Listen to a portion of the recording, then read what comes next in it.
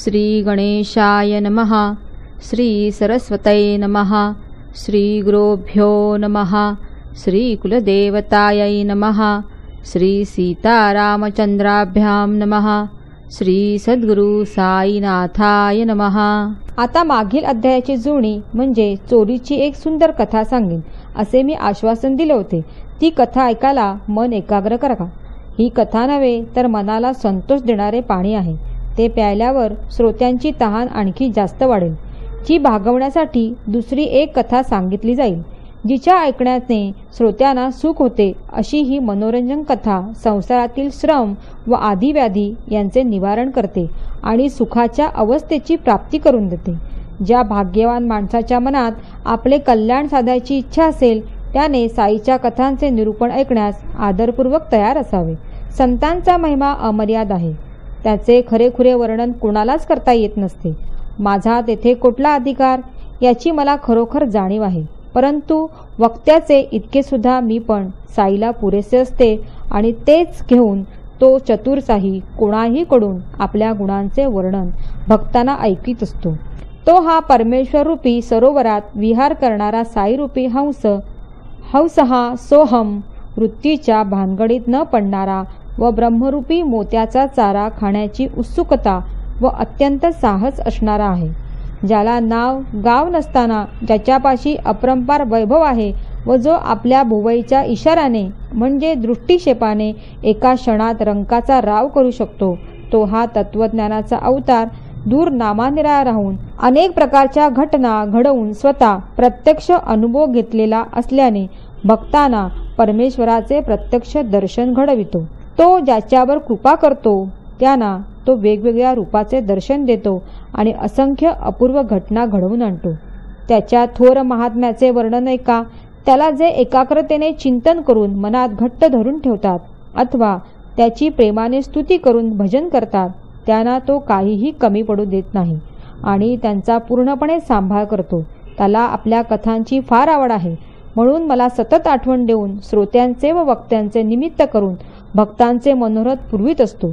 ज्याने संसारातील व्यवहारांचा त्याग करून परमार्थाकडे सदा मन व अंतःकरण गुंतवले आहे आणि हातात चक्र धारण करणाऱ्या श्री विष्णूला म्हणजे परमेश्वराला वश केले आहे, त्याने अनंत प्राण्यांचा उद्धार केला आहे। ज्याची देशी व परदेशी लोकही भक्ती करतात, ज्याची भक्तिरूपी झेंडा उंच फडकत असतो, तो दीनदुबळ्यांना बोलावित असतो आणि त्या सर्वांचे मनोरथ पुरवीत असतो। असो, आता हे परमपवित्र साई चरित्र लक्ष देऊ नये का, म्हणजे श्रोत्यांचे व वक्त्यांचे कान व तोंड सगळे पापमुक्त होतील। एकदा गोवा येथे राहणारे दोन गृहस्थ साईबाबांच्या दर्शनाला आले। दोघे दर्शनाने आनंदित होऊन साईचरणी तल्लीन झाले। दोघे जरी बरोबर आले तरी साईबाबांनी एकाकडे दक्षिणा मागितली, त्याला ते म्हणाले 15 रुपये मला दे आणि त्याने ती दिली। दुसऱ्या गृहस्थाकडे काही सुद्धा मागितले नाही, तरी त्याने 35 रुपये दिले, पण बाबांनी ते लगेच परत दिले, म्हणून त्याला मोठे आश्चर्य वाटले। त्यावेळी माधवराव देशपांडे तेथेच होते। बाबांचा हा भेदभाव पाहून त्याने बाबांना काय विचारले ते ऐका। बाबा, असे कसे करता? दोन मित्र बरोबर आले असता एकाची दक्षिणा मागून घेता आणि दुसऱ्याने स्वतः दिली तर ती परत करता। संतांपाशी हा भेदभाव कशासाठी बरे? एकाकडे आपणहून मागता आणि दुसऱ्या कोणी स्वखुशीने दिली तर ती परत करता आणि त्याची निराशा करता। थोड्या पैशाकडे आवड दाखविता आणि पुष्कळ पैशाकडे उदासीनता। तुमच्या जागी मी असतो तर मी असा वागलो नसतो। त्यावर बाबांनी उत्तर दिले, श्याम्या, तुला ठाऊक नाही, मी कोणाचे काही घेत नसतो। ही मशिदमाई कोणापासून येणे असलेली म्हणजे कर्जाची ठराविक रक्कम मागून घेते आणि ती देणारा फेडून मोकळा होतो। मला काय घर आहे का संसार की ज्याच्यासाठी मला पैशाची जरूर भासेल? मी तर सर्व प्रकारे निश्चिंत आहे। ऋण, वैर व हत्या हे करणाऱ्याला कधीही चुकत नसतात। जनलोक गरजेपुरते देवाला नवस करतात आणि मग विसरतात। पुढे त्यांना त्यापासून सोडवण्यास मला त्रास घ्यावा लागतो। तुम्हाला त्याची काळजी नसते। वेळेपुरती तुम्ही अर्जी जी करता, माझ्या भक्तांमध्ये ज्याचे काही कर्ज फेडायचे शिल्लक नसते त्याच्यावर मी सदा प्रसन्न असतो।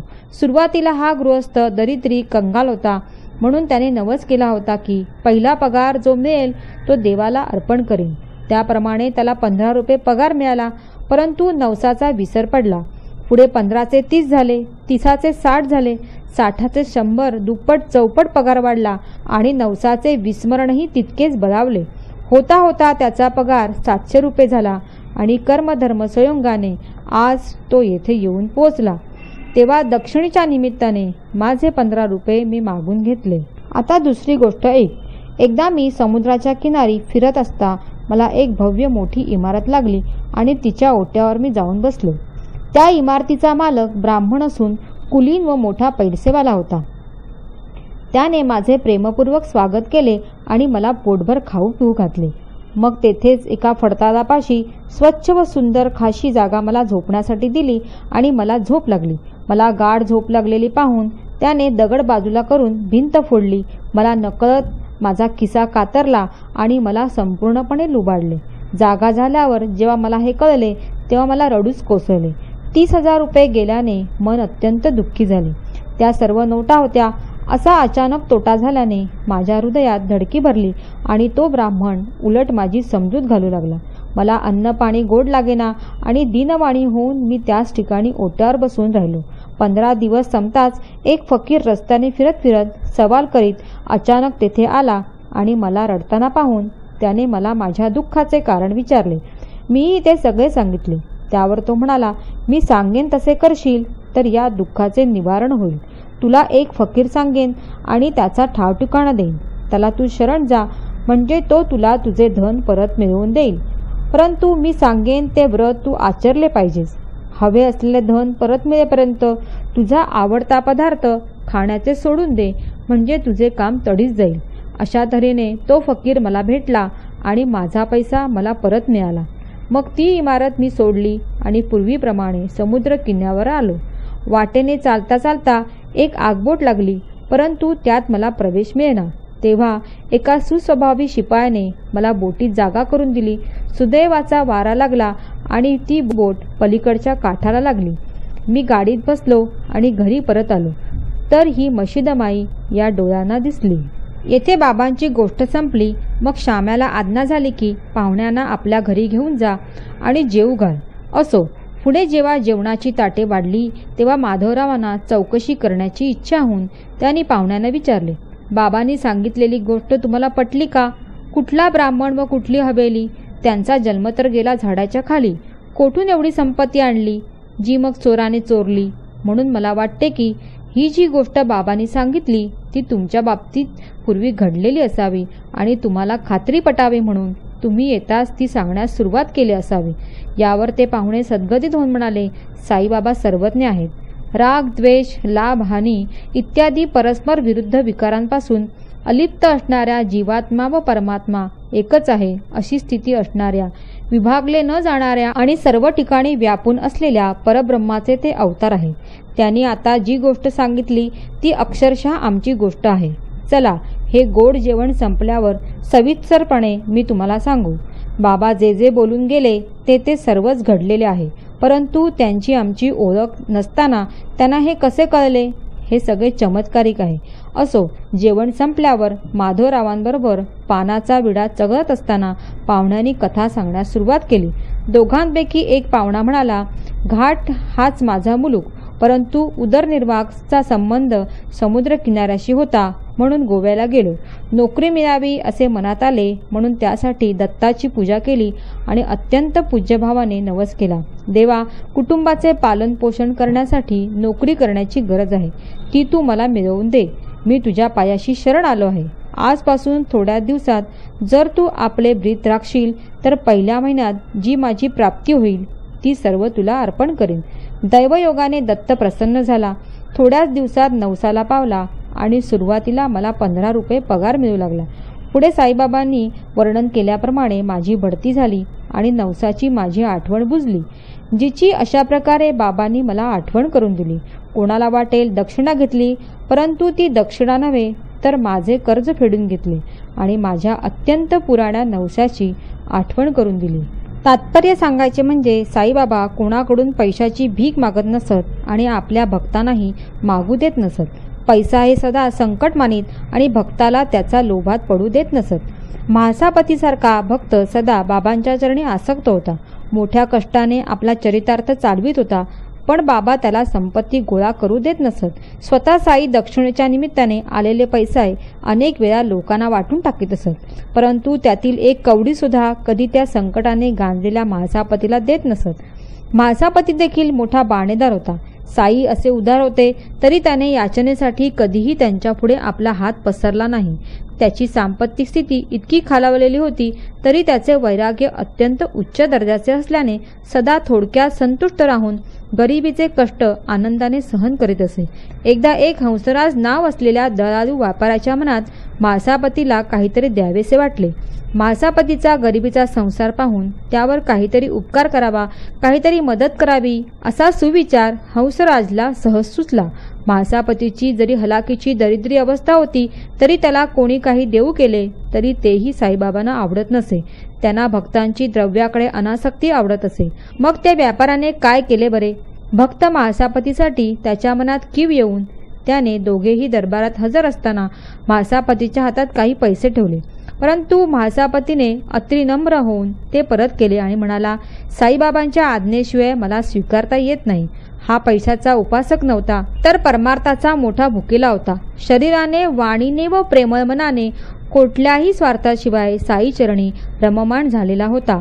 हंसराजने मग साईंना विनंती केली, परंतु साईबाबांनी म्हाळसापतीला एका पैशालाही शिव दिले नाही आणि म्हणाले, माझ्या भक्ताला द्रव्याचा मोह पडत नसतो, द्रव्याच्या थाटामाटात तो अडकून पडत नसतो. पुढे मग दुसरा पाहुणा म्हणाला, माझ्याही खुणा मला पटल्या.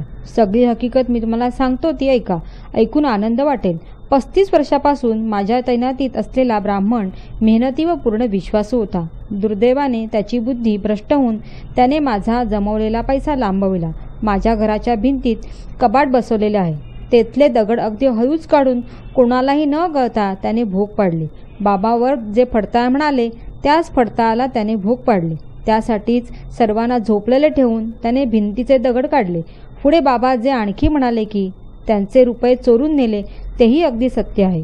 नोटांचे ते पुडके होते आणि त्याची किंमत 30,000च होती. बाबांना हे कसे काय समजले कोण जाणे. अत्यंत मेहनतीने कमावलेले धन गेल्यामुळे मी रात्रंदिवस रडत बसलो. शोध करून बुद्धी थकली. पुढे काय करावे हे कळेना. असाच 15 दिवस चिंतेच्या भोवऱ्यात पडलो आणि त्यातून सुटकेचा मार्ग काही सापडेना. एके दिवशी अतिशय खिन्न होऊन मी ओट्यावर बसलेलो असताना एक फकीर रस्त्याने सवाल करीत करीत चालला होता. माझे तोंड उतरलेले पाहून त्या फकीराने माझ्या दुःखाचे कारण मला विचारले आणि मी ते सांगितल्यावर त्याने मला त्याच्या निवारणाचा उपाय सांगितला. कोपरगाव तालुक्यात शिर्डी नावाच्या एका गावात साई म्हणून एक अवलिया राहत आहे. त्याला तू नवस कर. ज्या अन्नावर तुझी आवड असेल ते खाणे तू सोडून दे. त्या अवलियाला खरोखर मनापासून म्हण की तुमचे दर्शन होईपर्यंत मी हे खाणे सोडले. फकीराने अशा प्रकारे मला सांगितल्यावर मी लगेच तो पदार्थ खाण्याचे सोडले आणि म्हणालो, बाबा, चोरीचा माल मिळताच आणि तुझे दर्शन झाले तो पदार्थ मी खाईन. तस 15 गेला. तो त्या ब्राह्मणाच्या मनात काय आले कुणास ठाऊक. तो आपणून आला आणि माझे धन मला परत केले. आणखी म्हणालो, माझी बुद्धी चळली म्हणून माझ्याकडून हे घडले. आता तुमच्या पायावर मी डोके ठेवतो. मला क्षमा केली म्हणा. असो, पुढे सर्व व्यवस्थित झाले. साईच्या दर्शनाची आवड उत्पन्न झाली आणि तीही इच्छा आज पूर्ण झाली. खरेच या सुदैवाच्या प्राप्तीने मी धन्य झालो. संकटामध्ये आपल्या ओट्यावर मी दुःखी व खिन्न होऊन बसलो असताना माझ्या सांत्वनासाठी जो आला तो पुन्हा दिसलाच नाही. ज्याच्या पोटी माझ्याविषयी कळकळ होती, ज्याने मला साईची माहिती सांगितली आणि बोटाने शिर्डीची वाट दाखवली, तो पुन्हा भेटलाच नाही. ज्याची मला अवचित गाठ पडली, जो तोंडाने एकसारखा सवाल घालीत आला आणि शेवटी माझ्याकडून नवस करून गेला, त्याची पुन्हा भेटच झाली नाही. तो फकीर म्हणजे खरोखर तुमचा हा साई अवलियाच होता आणि आपल्या दर्शनाचा आम्हाला लाभ देण्यासाठी स्वतःच उत्सुक झाला होता.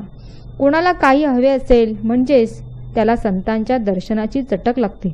मला साईबाबाच्या दर्शनाची इच्छासुद्धा नव्हती, पण सुरुवातीला या फकीरानेच पैसा परत मिळवण्यासाठी मला दर्शन घेण्याला प्रवृत्त केले.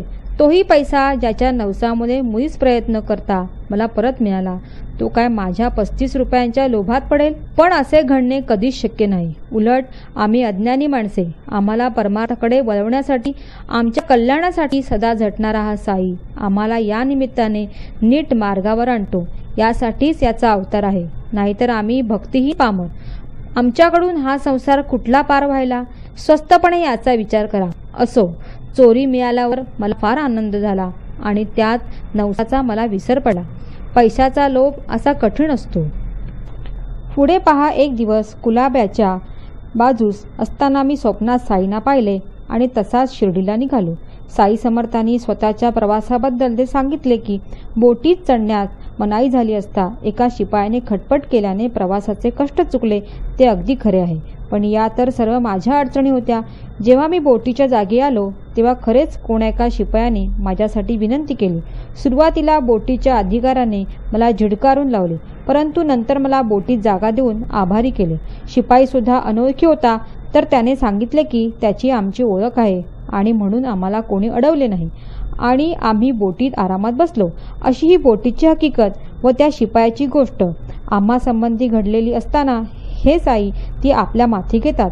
हा अद्भुत प्रकार पाहून माझी बुद्धी कुंठित होते आणि मनाला वाटते की हे साई येथे जसे आहेत तसे जगात सर्व ठिकाणी भरलेले असावे. त्यांच्याविषयी बारीक सारीक कणा इतकी सुद्धा जागा रिकामी नसेल. त्यांनी आम्हाला जसा अनुभव दिला तसाच ते सर्वांना देत असावे. आम्ही कोण, कोठले राहणार, तरी केवढे आमचे भाग्य मोठे की त्यांनी आम्हाला ओढून आणून हातोहाती चटकन असे मार्गाला आणले. काय आम्ही नवस करावा, काय आमचे धन चोरल्या जावे, काय त्या नवसाचे आश्चर्य की ते धनही आयतेच परत मिळावे. काय आमचे असे न समजण्यासारखे भाग्य की ज्याने पूर्वी कधीही दर्शन नव्हते, चिंतन नव्हते किंवा नावही घेतले ऐकले नव्हते, त्याला सुद्धा आमची आठवण व्हावी. मग त्याच्या सहवासात वर्षानुवर्ष जे रमतात, रात्रंदिवस तत्परतेने सेवा करतात, ते भगवत भक्त धन्य होय. ज्यांच्याबरोबर साई खेळले, हसले, बसले, बोलले, चालले, जेवले, झोपले, रागावले, त्या सर्वांचे भाग्य श्रेष्ठ खरे. मला वाटते की परम भाग्यवान तुम्हीच आपल्या पुण्य सत्कृतीने मनुष्यदेह धारण करून ही मूर्ती येथे आणवली असावी. अनेक जन्मांच्या पुण्याच्या योगाने आम्हाला ही शिर्डी लाभली आहे. तेव्हा श्री साई दर्शनाच्या यात्रेसाठी सर्व काही ओवाळून टाकावे किंवा खर्च करावे अशी इच्छा होते. साई महाराज हे स्वतः सात्विक अवतारी पुरुष आहेत. त्यांचे वागणे महाथोर विष्णू भक्तासारखे आहे.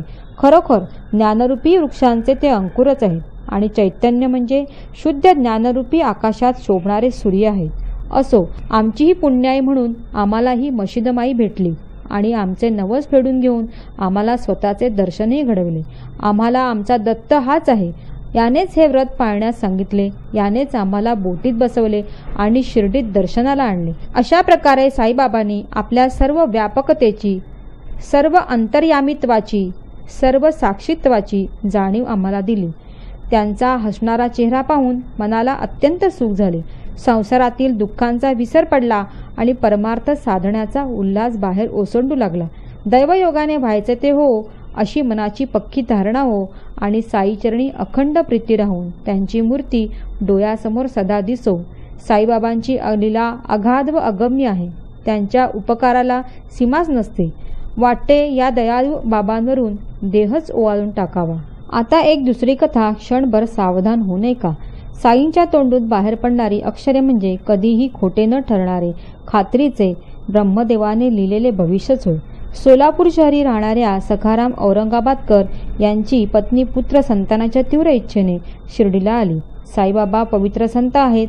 त्यांचे अगाध चरित्र ऐकून सावत्र मुलाला बरोबर घेऊन ती बाई बाबांच्या पवित्र दर्शनाला आली. लग्नानंतर 27 वर्ष झाली तरी ती दूर बसत राहिली आणि मूल होण्याचे चिन्हही नाही. देवदेवींचे नवस करून थकली आणि मनात फार निराश झाली. असो, अशी ही सुवासिनी मनात बाबांच्या दर्शनाचा हेतू धरून शिर्डीला आली आणि तिच्या मनात विचार आला, बाबा सदा भक्त लोकांनी वेढलेले असतात, मला एकटे कसे सापडतील बरे. माझ्या मनातील गोष्ट त्यांना कशी सांगितली जाईल. म्हणून ती फार काळजीत पडली. मशीद मोकळी, सभामंडपही मोकळा, बाबांभोवती सदा भक्तवृंद जमलेला. माझी तळमळ त्यांच्या कानावर घालायला मला निवांत वेळ कशी मिळेल. ती आणि तिचा सावत्र मुलगा ज्याचे नाव विश्वनाथ होते तेथे बाबांची सेवा करीत 2 महिने राहिले. एकदा बाबांपाशी विश्वनाथ किंवा दुसरे कोणी नाही हे पाहून त्या कामिनीने माधवरावांना काय विनंती केली ती ऐका.